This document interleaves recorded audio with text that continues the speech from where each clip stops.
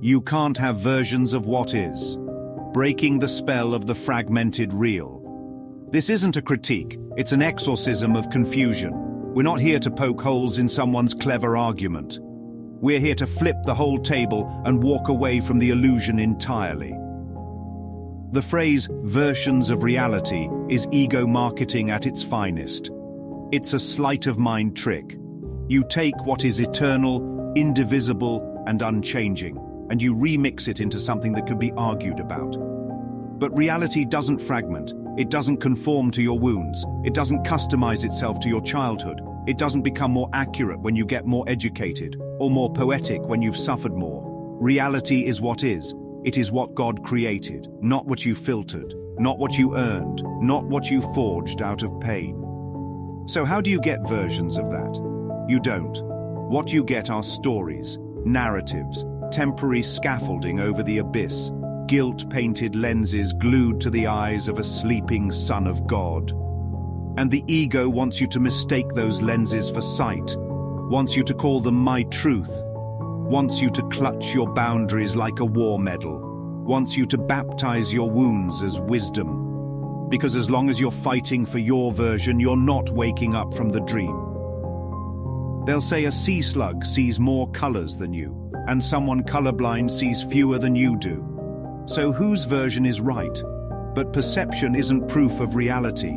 Just because you see a rainbow doesn't mean the light has changed. And just because another doesn't see what you see doesn't make them wrong or right. All perception is projection, and until you've laid down the projector, you haven't seen at all. Let's bring it home. You ever argue with somebody about how a fight went down? You say, "You yelled at me." They say, "No, I didn't, I raised my voice." You say, "You walked out on me." They say, "I gave you space." Two versions, two wounds, two filters. But truth? Truth never even entered the room. They'll say we all carry our own story, that each version is valid, that if we just listen harder, we'll find the whole in the fragments. But if everyone's carrying a different version, then no one is carrying the truth. The ego says diversity of perception is strength. The spirit says oneness is peace. Your story is not sacred. It is a defense, a distraction, a substitute for the only story that ever mattered. God is but love, and therefore so am I. You ever hear someone say, "My trauma made me who I am"? But what if that me isn't you at all? What if it's just the mask the pain molded? The version of yourself you built to survive a war that was never real. You can't heal by defending the mask. You only heal by remembering the face behind it. They'll tell you that when your reality cooperates with your narrative, you'll get where you're going. That alignment equals progress. That story is a tool. But peace doesn't come from results. Peace comes from releasing your need for them. You don't bend reality to your wishes. You bend your will back to what is real. Like when people say, "If I just keep visualizing that job, I'll get it." And sure, maybe you do, but is that reality, or is that just another scene in the dream you're writing? The Course says, seek not to change the world, but choose to change your mind about the world. The world changes nothing.